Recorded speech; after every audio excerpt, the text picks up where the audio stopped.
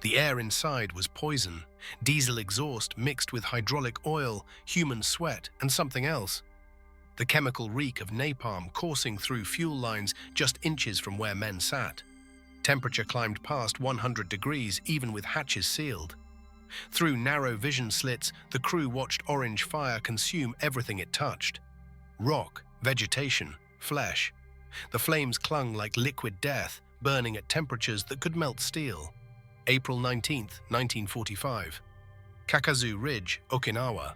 The 703rd Tank Battalion was rolling into its first combat operation.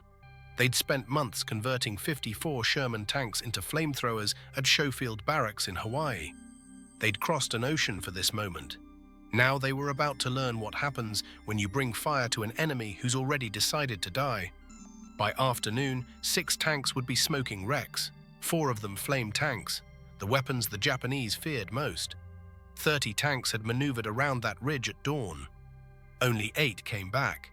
This is the story of the deadliest weapon in the Pacific War, and the men desperate enough to stop it with their own bodies. The problem started on a different island, a different year. Tarawa, November 1943. American Marines discovered that 3 solid days of naval bombardment had accomplished almost nothing. Concrete bunkers stood intact. Steel-reinforced pillboxes still bristled with machine guns. Positions built from coconut logs and coral absorbed blast after blast without collapsing. When the Marines waded ashore, Japanese defenders emerged from their shelters and opened fire. 76 hours of fighting, 3,000 Americans killed or wounded, nearly 5,000 Japanese dead, every single one. The island was barely 2 miles long. You could walk its length in 30 minutes. It took 3 days of constant combat to secure it, and the lessons learned there would reshape how America fought for the rest of the war. Bullets couldn't penetrate fortified positions. Grenades couldn't reach deep into cave networks. Bazookas couldn't collapse reinforced concrete. But fire could do things no other weapon could. Fire consumed oxygen in enclosed spaces. Fire followed the curves of tunnels, reaching chambers beyond the reach of shells or bombs. Fire forced defenders to make a choice: abandon your position or die where you hide. There was no third option. The first American flamethrowers were backpack units carried by individual soldiers. The M2 weighed 68 pounds when fully loaded with 4.5 gallons of fuel. Effective range maybe 40 feet. It was devastatingly effective against bunkers. Marines loved it. Japanese soldiers feared it above every other weapon in the American arsenal. Medical reports from Pacific battlefields documented what happened to defenders caught in flamethrower attacks. Those hit directly by the flame stream died within seconds, their lungs seared by superheated air before their bodies even began burning. Those in enclosed spaces died from oxygen depletion and carbon monoxide poisoning without ever seeing flame. A single burst into a bunker could kill every occupant inside. Some bodies showed no external burns at all, but had clearly died from respiratory failure. The flames had consumed all available oxygen and filled the space with toxic gases. Death came in seconds. The weapon was terrifying, but the man carrying it faced a terrible calculation. Life expectancy of a Marine flamethrower operator in combat was approximately 4 minutes. The bright orange flame made him an instant target for every enemy rifleman within range. The fuel tanks on his back could ignite if struck by tracer rounds. The limited 40-foot range meant approaching Japanese positions at suicidal distances. Most flamethrower operators didn't survive their first engagement. Casualty rates among men carrying the M2 exceeded 90% in some units during the island campaigns. The solution seemed obvious: mount the flamethrower on a tank. Colonel George F. Unmacht was Chief Chemical Officer for the Central Pacific area in 1944, working out of Schofield Barracks in Hawaii. His responsibilities included chemical weapons, gas defense, and incendiary warfare. Born in Dubuque, Iowa in 1887, he'd enlisted in the Iowa National Guard at 16 and spent his career in chemical warfare. When Japanese aircraft attacked Pearl Harbor on December 7, 1941, he was among the first officers to reach headquarters, directing gas mask distribution to troops who feared follow-up attacks might include chemical weapons. May 1944. The Navy delivered 5 Mark I flamethrowers deemed unsuitable for naval use, too heavy for shipboard application. But Wehrmacht saw opportunity. If he could mount those flamethrowers on armored vehicles, he could solve the vulnerability problem that killed so many flamethrower operators. With assistance from the 117th Naval Construction Battalion, the Seabees, Wehrmacht assembled a top-secret composite unit to develop tank-mounted flamethrowers. Personnel came from the 43rd Chemical Laboratory Company, the 5th Marine Tank Battalion, and the Seabees themselves. The work was unglamorous and dangerous. Each tank conversion required 1,200 man-hours of labor. Welders worked around the clock. Electricians rewired 1,000-plus connections per vehicle. Machinists fabricated 150 custom parts for each installation. The 75mm main gun was completely removed and replaced with the flamethrower tube. Crews would consist of 4 men rather than 5, since no loader was needed. Machinist's mate, 2nd Class A. Wright, and electrician's mate, 2nd Class Joseph Klee, worked on early designs. They discovered the Army's original concepts were over-engineered. The Seabees simplified the systems, making them more reliable and easier to maintain in field conditions. The first prototype was an M3 Stuart light tank with a Ronson flamethrower replacing the main gun. Fuel capacity was small, range barely better than portable units, but it worked. A flamethrower protected by tank armor could approach Japanese positions and survive long enough to burn them out. Wehrmacht personally supervised testing, watching as streams of flame shot from the turret and engulfed target structures. The heat was intense even from 50 yards away. Men watching the demonstration understood instantly why this weapon would terrify defenders in fortified positions. For the Marianas Campaign in June 1944, Wehrmacht's team converted 24 M3 light tanks into Satans. They were sent to Saipan and Tinian. The results exceeded expectations. On Saipan, flame tanks proved essential for clearing the island's countless cave positions. Marines who'd watched friends die attacking fortified positions now watched Japanese soldiers run screaming from caves as liquid fire poured inside. The tanks operated in coordination with infantry assault teams. Standard gun tanks provided covering fire and engaged anti-tank weapons. Flame tanks approached to within range of the target position, typically 100 to 150 feet. Infantry provided close protection against suicide attackers. When all elements were in position, the flame tank fired. The effect was devastating. Japanese defenders who'd survived naval bombardment, artillery barrages, and infantry assault couldn't survive the flames. Those who tried remaining in their positions died from asphyxiation or burns. Those who fled were cut down by waiting riflemen. Either way, positions that had cost Marine lives to assault conventionally fell quickly when flame tanks were available. The Japanese noticed. Lieutenant General Yoshitsugu Saito commanded the Japanese garrison on Saipan. By early July 1944, American forces had pushed his remaining troops into the northern corner of the island. Saito understood continued conventional defense was impossible. The flame tanks had burned through position after position. On July 6th, Saito issued his final order. All remaining Japanese forces would conduct Yokusai, Shattered Jewel, a mass suicide attack intended to inflict maximum casualties while dying. It was the largest banzai charge of the Pacific War. Nearly 4,000 Japanese soldiers assembled near Makunsha village. Many carried rifles, some carried only bamboo spears with bayonets lashed to the ends. Wounded men hobbled forward with grenades tied to poles. At 4:45 on the morning of July 7th, they struck American lines between the 1st and 2nd Battalions of the 105th Infantry Regiment. The attack lasted 15 hours. Japanese soldiers overran aid stations, artillery positions, command posts. They fought with bayonets, swords, and bare hands when ammunition ran out. American machine guns cut them down by the hundreds. Still they came. When it ended, almost every Japanese participant was dead. American casualties reached approximately 900 killed and wounded. Lieutenant General Saito had committed seppuku the night before, disemboweling himself with his sword rather than witness the final destruction of his command. But the Gyokusai at Saipan wasn't primarily an attack against flame tanks. It was a last desperate attempt to die with honor before annihilation. The Japanese military hadn't yet developed specific tactics for destroying the armored flamethrowers.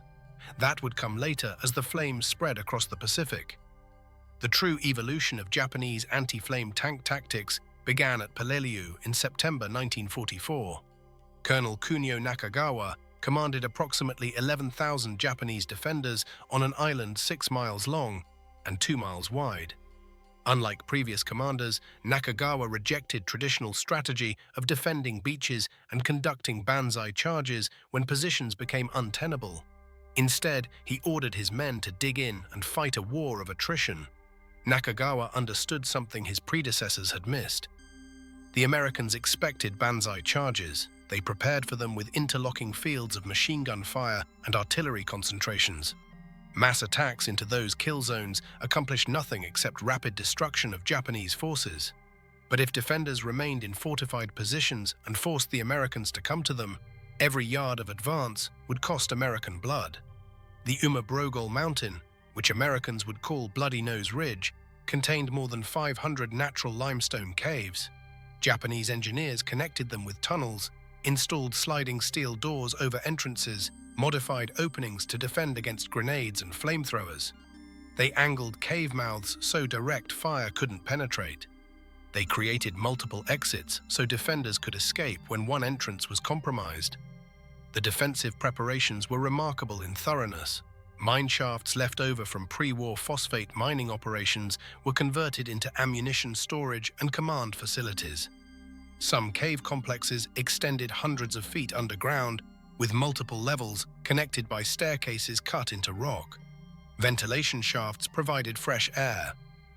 Electric lighting powered by generators allowed troops to operate in total darkness.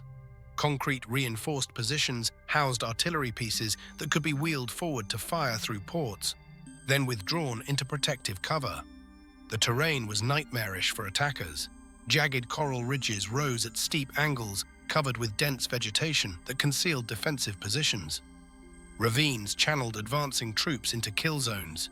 Heat was brutal, often exceeding 100 degrees.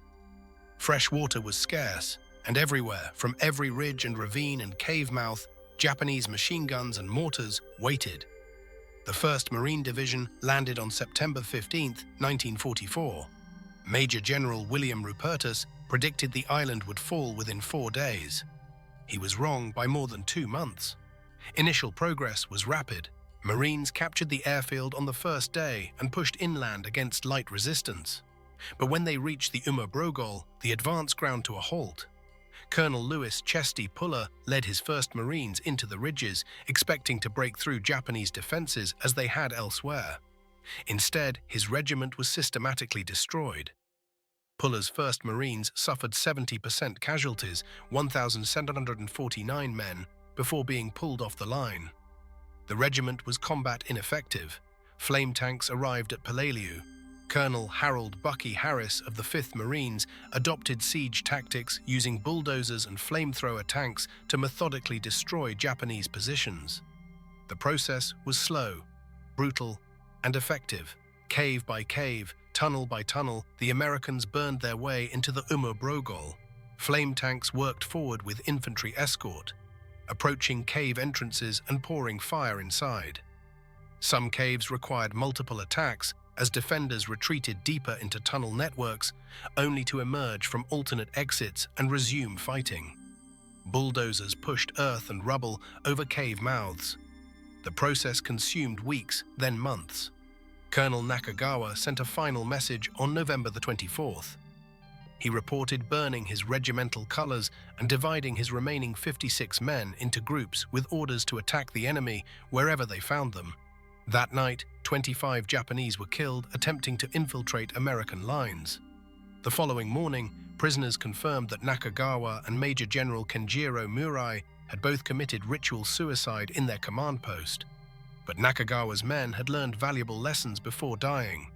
They observed that flame tanks operated most effectively when infantry accompanied them closely. The escorting soldiers protected tanks from close assault, while tanks burned fortified positions. Separate them and the tanks became vulnerable. Japanese doctrine evolved. the Imperial Army developed a three-stage approach to defeating American armor. First, use anti-tank guns to destroy tanks at range if possible. The Type 97 47mm anti-tank gun could penetrate Sherman armor at 800 yards. But flame tanks were priority targets. Knock out the flame tanks first, then deal with gun tanks. Second, use small arms and mortars to drive away the escorting infantry. Strip the tanks of their eyes. American tank crews had limited visibility from inside their vehicles. Without infantry to warn them of approaching threats, they were vulnerable to close assault. Japanese doctrine emphasized that attackers should remain concealed until the first volley of small arms had driven off American infantry, then assault the tank.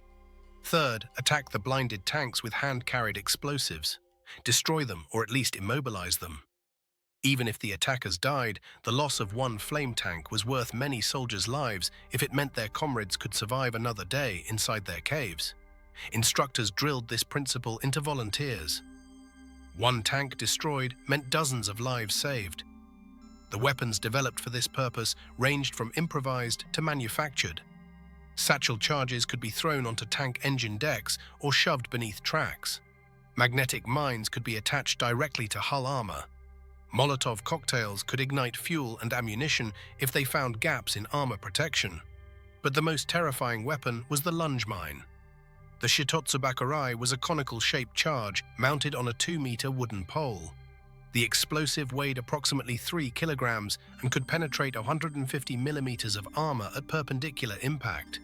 3 metal prongs on the base ensured proper standoff distance for maximum penetration. Total weapon weight about 14 pounds, measuring 78 inches in length, including the 59-inch wooden handle. The weapon was officially adopted by the Japanese Army in 1944, with first combat use at Leyte in the Philippines in December of that year. To use the lunge mine, a soldier removed the safety pin while approaching the target tank. He held the pole with both hands, explosive tip forward, and charged. When the prongs struck armor, the handle slid forward into the housing, triggering the detonator. The resulting explosion killed the user instantly while hopefully destroying or disabling the tank. Reports noted that all attempts by Japanese soldiers to use the lunge mine against American tanks had met with failure in early encounters. American tankers learned to spray likely ambush points with machine gun fire. Infantry accompanying tanks scouted ahead and protected flanks. But the reports weren't entirely accurate. Lunge mine attacks did occasionally succeed, particularly against flame tanks that approached close to cave entrances and ridge positions. The close range required for flamethrower operations meant flame tanks frequently entered the effective range of suicide attackers who'd learned patience and concealment. On Iwo Jima in February 1945, Colonel Unmacht's team had located only 8 M4 Sherman tanks for conversion to flamethrowers. Navy Seabees worked frantically to combine the best elements from 3 different flame units into what they designated the POA CWS H1. The installation required 150 pounds of welding rod and 1,100 electrical connections. Each conversion cost between $20,000 and $25,000. The new design was superior to the light tank Satans used on Saipan. The Sherman's heavier armor provided better crew protection. Larger fuel capacity allowed extended operations. The improved flamethrower system operated at 300 pounds per square inch pressure, giving an effective range of 150 feet with traverse capability of 270 degrees. 8 tanks for an island defended by 21,000 Japanese soldiers dug into 11 miles of tunnels and hundreds of interconnected bunkers. General Tadamichi Kuribayashi had prepared Iwo Jima with meticulous care. He understood the Americans would eventually take the island regardless of how he defended it. His goal wasn't victory. His goal was to inflict maximum casualties and buy time for defense of the homeland.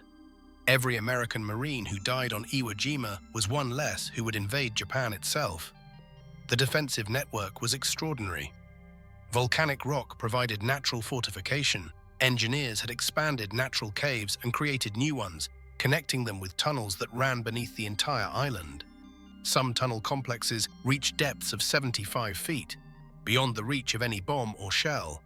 Concrete reinforced positions housed artillery pieces, machine guns, and mortars, positioned for interlocking fire coverage. Kuribayashi explicitly forbade traditional banzai charges. The massed attacks wasted lives without achieving significant results. Instead, he ordered his men to make the Americans pay for every yard with blood, fight from the tunnels, die in the caves, kill 10 Americans before you die. His defensive preparations included angling cave entrances to prevent direct flame attack.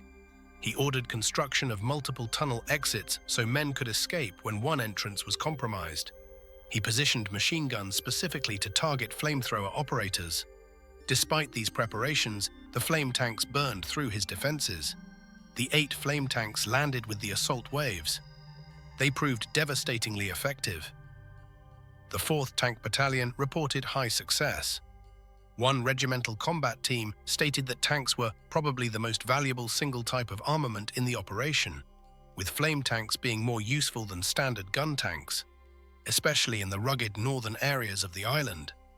Marines developed assault techniques that became standard doctrine. A flame tank would approach a suspected cave position and fire sustained bursts into the entrance. Infantry would watch for defenders fleeing through alternate exits and shoot them down. Engineers would then move forward with satchel charges and explosives, sealing the cave permanently. The process was systematic and merciless. Sometimes they could hear screaming from inside. Sometimes they heard nothing at all. Corporal Herschel Woody Williams carried a portable flamethrower on Iwo Jima. He was 5'6", youngest of 11 children of a dairy farmer from West Virginia. On February 23rd, Williams single-handedly assaulted a series of Japanese pillboxes that had stalled his company's advance. For 4 hours, he worked forward under constant fire, burning out position after position while only 4 riflemen provided cover. 2 of those riflemen were killed during the assault. Williams returned to his lines 5 times to refuel his 70-pound flamethrower. He neutralized 7 concrete pillboxes, crawling close enough to insert the flamethrower nozzle through apertures. Japanese soldiers emerged from their positions with bayonets fixed, determined to stop him. He saw them coming and pulled both triggers on his weapon. They died in the flames. Williams received the Medal of Honor from President Harry Truman on October 5, 1945, for his actions that day. He passed away on June 29, 2022, as the last living World War II Medal of Honor recipient. But Williams was unusual. Most flamethrower operators didn't survive sustained combat. The flame tanks provided the same capability with far greater survivability. Marines learned to wait for flame tank support before assaulting particularly difficult positions. They would hold their advance until a flame tank could be brought forward, then follow the burning path it carved through Japanese defenses. The Japanese defenders responded with desperate measures. Officers organized nighttime raids specifically targeting the precious flame tanks. Small groups infiltrated American lines under cover of darkness, seeking out the distinctive Sherman silhouettes in assembly areas. Others waited in prepared positions along routes the tanks were likely to travel the following day. Day after day, the flame tanks consumed 10,000 gallons of napalm. They burned bunkers, they incinerated cave complexes, they forced Japanese soldiers out of positions that had survived naval bombardment and aerial attack. When the battle ended after 36 days, nearly 7,000 Americans had died. Japanese deaths numbered approximately 20,000. Captain Frank C., the Japanese survivors of Iwo Jima, carried the lessons home. The flame tanks had to be stopped. Okinawa would be the proving ground. Lieutenant General Mitsuru Ushijima commanded the Japanese 32nd Army on Okinawa. He'd studied the failures at Saipan, Peleliu, and Iwo Jima. He understood that beach defense was futile against American naval firepower. He recognized that the only viable strategy was defense in depth, forcing the Americans to pay for every ridge and cave with blood. Ushijima was a professional soldier who'd commanded forces in China and Burma. He'd seen what American firepower could accomplish. Unlike some Japanese commanders who believed spiritual power could overcome material disadvantage, Ushijima was a realist. He prepared his defenses accordingly. The Shuri Line was his masterpiece. Named for Shuri Castle at its center, the defensive network stretched across the southern portion of Okinawa. It incorporated natural terrain features, reinforced concrete pillboxes, interlocking fields of artillery fire, and hundreds of cave complexes connected by tunnels. The statistics were staggering. The Japanese had constructed over 60 miles of tunnels beneath the ridges. Some tunnel complexes extended to depths of 100 feet or more, completely immune to bombardment. Artillery positions were dug into reverse slopes where naval gunfire couldn't reach them.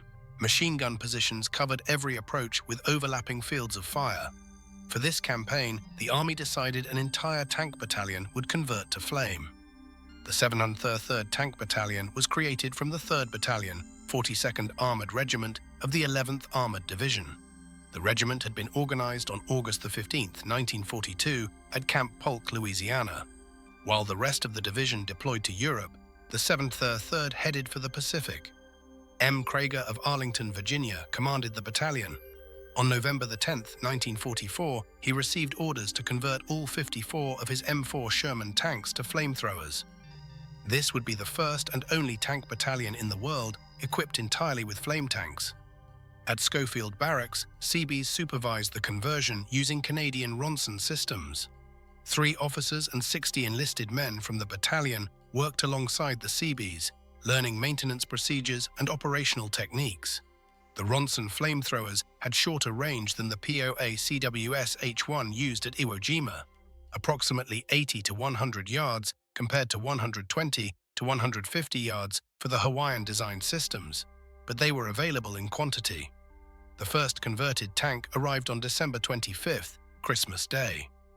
All 54 were completed by January 25, 1945. The battalion trained intensively during the conversion process. Colonel Unmacht's Chemical Warfare Service personnel conducted comprehensive 40-hour courses on flame tank operation, maintenance, and tactical employment.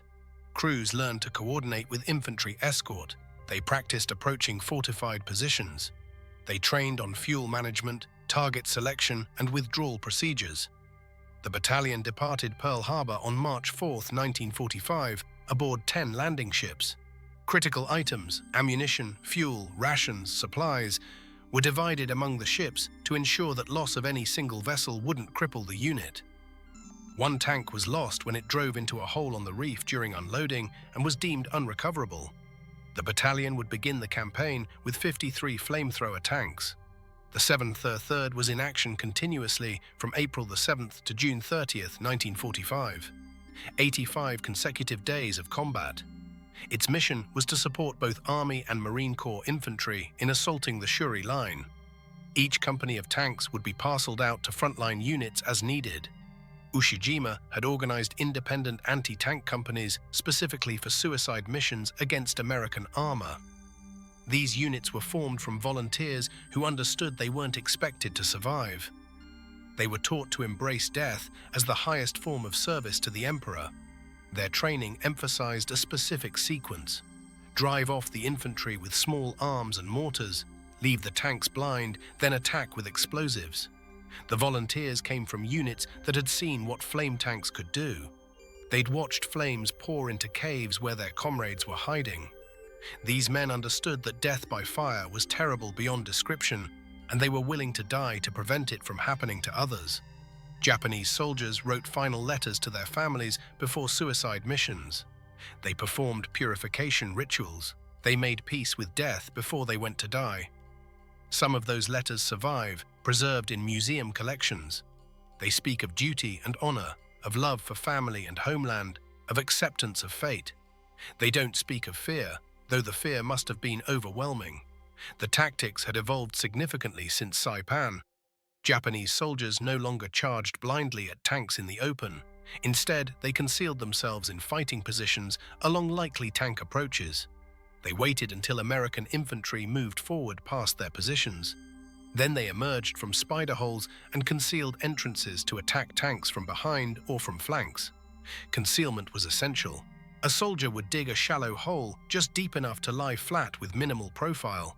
He'd cover himself with vegetation, rocks, or dirt until he was invisible from more than a few feet away.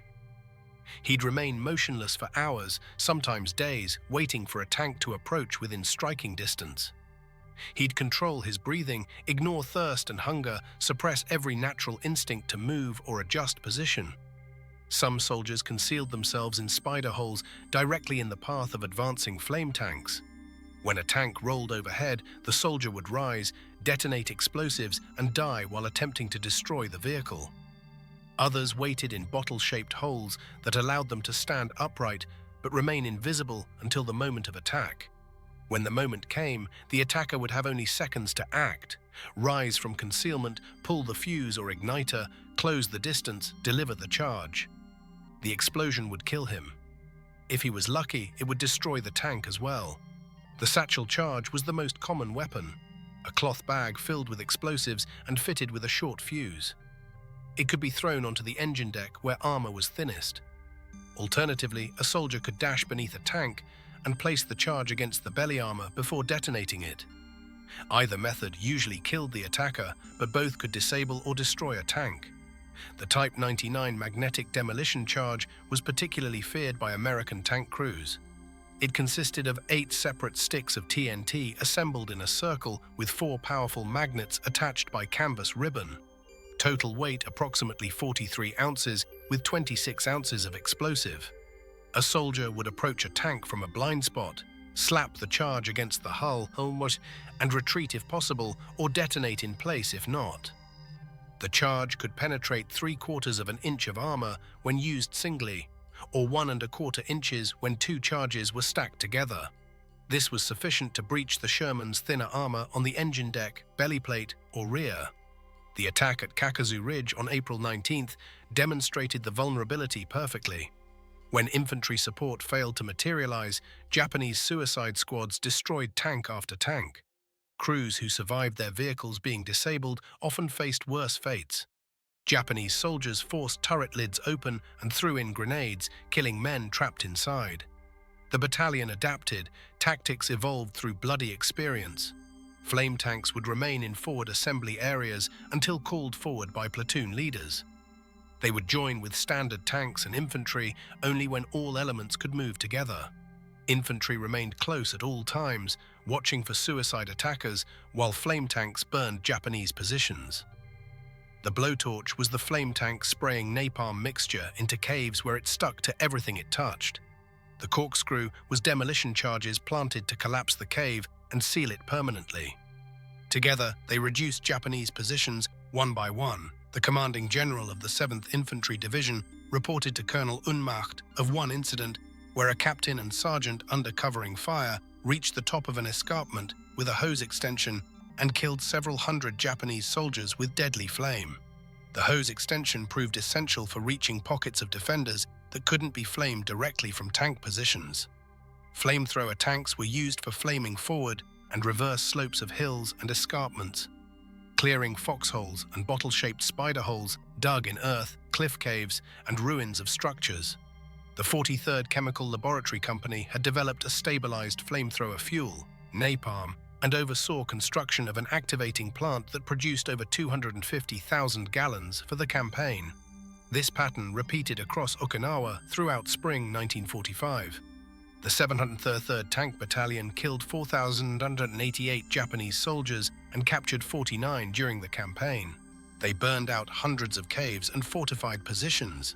Battalion losses were comparatively light given the intensity of combat. 8 men were killed or missing. 111 were wounded. Enemy anti-tank fire and mines claimed 16 of the battalion's tanks. Another 25 were listed as operational losses. Of the 41 total knocked out, 26 were returned to duty. On the last day of operations, June 30th, the battalion had 37 operational tanks.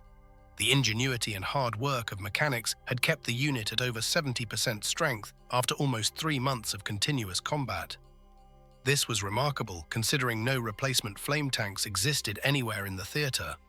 The battalion used over 200,000 gallons of napalm. They received a Presidential Unit Citation for their actions. Company B received 2 additional Presidential Unit Citations from the Navy for operations with Marine divisions. Buckner didn't survive to see the end of the campaign.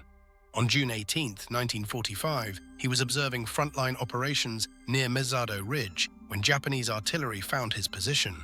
A 47mm shell struck a nearby coral outcropping. Fragments pierced his chest.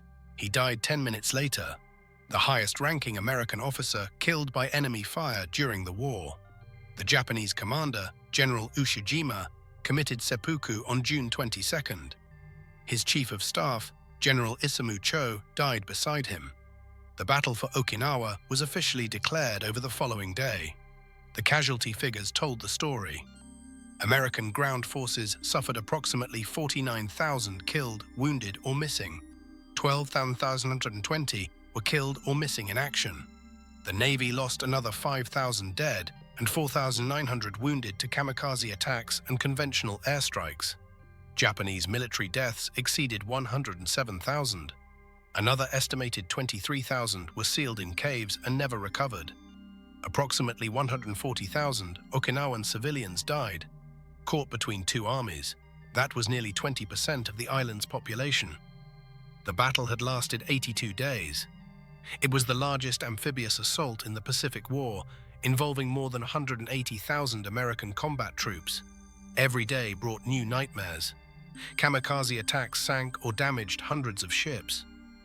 Infantry fought for yards of ground that had no names, only numbers or grim nicknames. Sugarloaf Hill, Hacksaw Ridge, Shuri Castle, each one a killing ground where men died by the dozens for positions measured in feet. The flame tanks had proven their worth beyond any question. They could do what no other weapon could, reach into the deepest caves and force defenders out or kill them where they hid. American commanders stated unequivocally that the tanks saved lives. The psychological impact cut both ways. American troops came to rely on flame tanks, sometimes refusing to advance against fortified positions until armored fire support was available. Japanese defenders learned to fear the sound of Sherman engines, the smell of napalm, the roar of flame. Some abandoned positions at the mere approach of a flame tank. Others waited in their caves with explosives, determined to take the hated machines with them when they died. After Okinawa, planning began for the invasion of Japan itself. Operation Downfall, the projected assault on the home islands, would require thousands of tanks and hundreds of thousands of troops. Military planners anticipated casualties in the hundreds of thousands, possibly millions. Some estimates suggested American dead alone could exceed 500,000. The flame tanks would be essential. Military assessments from Okinawa made clear the weapons had broken defenses that couldn't be broken by any other means. The Japanese were preparing their own response. Suicide tactics that had developed in the island campaigns would be expanded to national scale. Every civilian would be mobilized for defense. Men, women, and children would be armed with bamboo spears, explosive charges, any weapon available. The entire nation would die before accepting surrender. Under Secretary of War Robert Patterson placed an expedite on Colonel Unmacht's production of flame tanks. In June 1945, the Army had cancelled all further production orders for standard M4 Shermans. This caused Patterson to intervene directly. The flame tank project received Tilpele procurement priority, the same classification given to the B-29 bomber and the atomic bomb. This was the highest emergency rating in the War Production Board system. Another 72 flame tanks were ordered by the Marine Corps. By victory over Japan Day, Unmacht's crews had 70 ready for shipment. In total, the Seabees at Schofield Barracks had produced 354 flame tanks during the war. The Seabees who built those tanks worked around the clock. They understood what the weapons would be used for and what they would face. They understood every tank completed might save dozens of American lives. They fabricated parts, welded armor, installed flamethrowers, and tested systems with the same dedication they'd shown throughout the war. They were never needed. The atomic bombs dropped on Hiroshima and Nagasaki ended the war before the invasion could begin. Emperor Hirohito announced Japan's surrender on August 15, 1945. The planned apocalypse of Operation Downfall never occurred. Colonel George F. Unmacht remained in Hawaii after the war, serving as Chief Chemical Officer until his death in January 1954 at Tripler Army Hospital. He was buried at the National Memorial Cemetery of the Pacific with full military honors. Army Chemical Corps Hall of Fame. The weapons his team created set the standard for American mechanized flamethrower operations through the Korean War. When Communist forces invaded South Korea in June 1950, the Marine Corps assembled a platoon of 9 flame tanks from survivors of Wehrmacht's wartime production. These were POA CWS H-5 tanks from the 26th the Marines had received during World War II, gathered from Camp Pendleton and Hawaii. Called the Flame Dragons, they formed a platoon attached to Headquarters 1st Tank Battalion. They landed at Incheon in September 1950 in the second wave on Wolmido Island and participated in the First Battle of Seoul. They were the only United States mechanized flame unit to serve in the Korean War. North Korean soldiers attacking American tanks with satchel charges strapped to their bodies discovered the tactics of the Pacific War were still being practiced. The Flame Dragons burned enemy positions just as their predecessors had done on Okinawa 5 years earlier. It wasn't until 1955 that a superior design, the M67, based on the M48 Patton tank, replaced the Shermans the Seabees had built in Hawaii. The United States military continued to field flamethrower tanks through the Vietnam War, where M67 Zippos burned enemy positions in the jungles and villages of Southeast Asia. In 1978, the Department of Defense unilaterally discontinued flamethrower use. Public opinion had turned decisively against weapons that burned people alive. No treaty required the decision. No international law mandated it.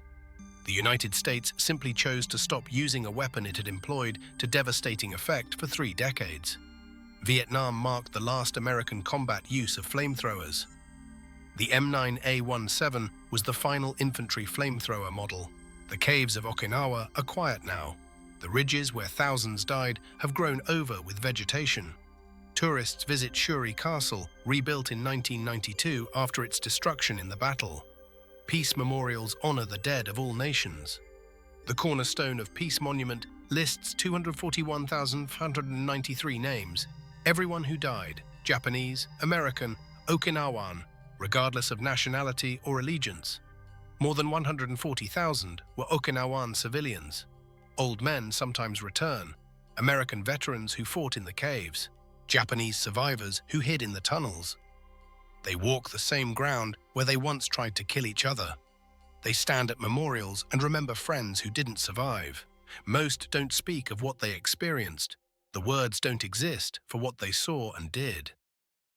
Some caves remain sealed to this day. The bodies inside were never recovered.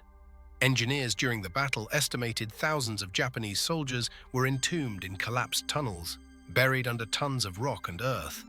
Explorers occasionally find artifacts, rifles, helmets, human bones. The island keeps yielding its dead decade after decade. At the National Museum of the Pacific War in Fredericksburg, Texas, exhibits document the flame tank operations. A Mark II portable flamethrower sits in a display case. It looks almost harmless, a metal backpack with tanks and tubes. Visitors read the placard and learn it could throw fire 40 feet. Most don't understand what that means until they see photographs of it being used. Preserved examples of the POA CWS H1 and POA CWS H5 stand as monuments to what Wehrmacht's team accomplished. Young soldiers walk past them on their way to classes. Few stop to consider what these weapons represented.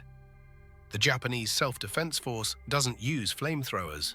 Somewhere in Hawaii, the last welds still hold. The last fuel lines still connect systems built by Seabees who understood they were building weapons to save lives by taking them. The tanks that were never shipped, never used, never needed because 2 bombs ended what would have been the bloodiest invasion in human history. We'll never know how many lives those unused flame tanks saved. We'll never count the American soldiers who came home because the invasion never happened. We'll never know the names of the Japanese soldiers who would have died defending cave systems that would have burned. But we know this. When men decided they'd rather die than surrender, other men built machines to make that choice a reality. Fire against faith. Technology against fanaticism. And in the end, something even more terrible than flame tanks ended the war before those weapons could prove their worth one final time. If this story resonated with you, hit that like button. Share it with someone who needs to understand what previous generations endured. Subscribe to keep these histories alive. Drop a comment telling us where you're watching from. Whether you're in Michigan or Montana, Florida or Alaska, you're part of a community that believes these stories matter. These weapons mattered. These decisions mattered. And as long as we remember, the lessons never truly die. Thank you for watching. Thank you for remembering. Thank you for understanding that sometimes the weapons we never use are the ones that save the most lives.